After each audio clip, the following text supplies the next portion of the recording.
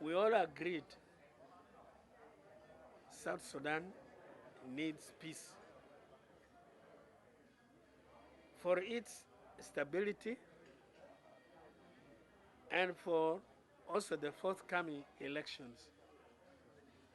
Peace is very, very basic. Together with the peace, then the fruit of unity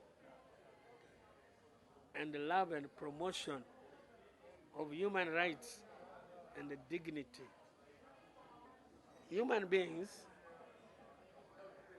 need to be accepted, each person to be accepted, protected, and promoted.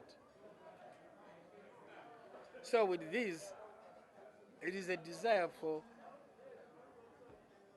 the youngest nation in the world, Sudan, South Sudan. And the next neighbor to the youngest is Uganda, plus other countries like Kenya, like Ethiopia, like even North, which is called Sudan. The next, Central Africa, Congo, or DRC.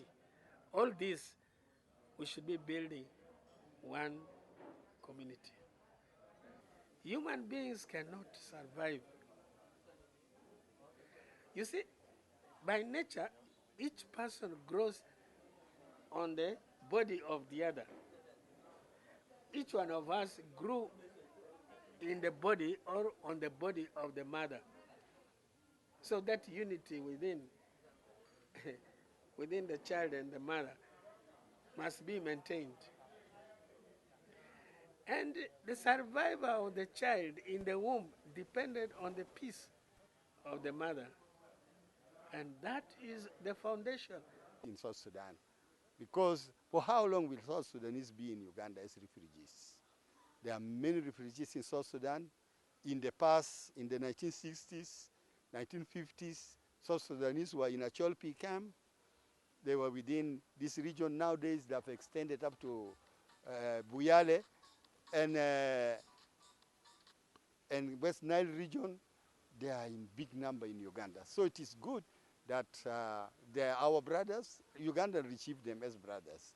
I also urge them to see the importance of really, and I also advise the international community to really come in and make change of heart as far as South Sudan's situation is concerned.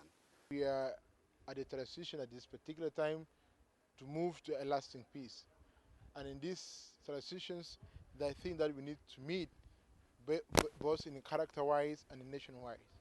Now, the emphasis in unity as to build a very concrete nation, we need to be so much focused in unity of our people and trying to forget and forgive one another, because when we still live with the past in our heart, that jeopardizes the peace process, that jeopardizes the lasting peace that we are everybody longing for, both in South Sudan and the neighboring country, because our people now are everywhere at the neighboring countries taking refuge.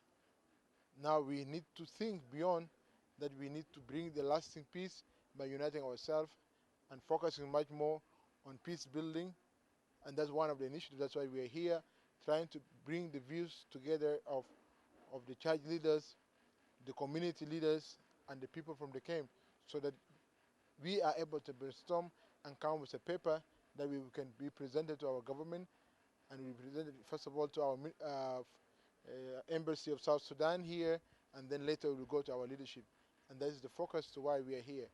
In fact, as South Sudan is preparing for next year election, our hopes and our eyes is toward that, but also having a precautions of a post-conflict that result from the election activities. We know in Africa is continuously repeating itself in so many parts of the country, but parts of our continent. But in South Sudan, we are trying to pray and we try to work that it shouldn't happen, because we're really tired of war, and this time we need everybody to come back in nation building.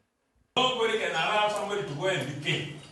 But what we need is that we need a good settlement. We need our security to be settled. And we need people to continue to worship the Lord wherever they are. This one can help us. So the resolution which is coming out from here, let a copy of it be given to South Sudan Council of Churches, because we are the one that can raise voice to the government. We have power. We know that what we are going to do will reach the president. It's very important to involve us. We are the mother, we are the sister, we are the wives.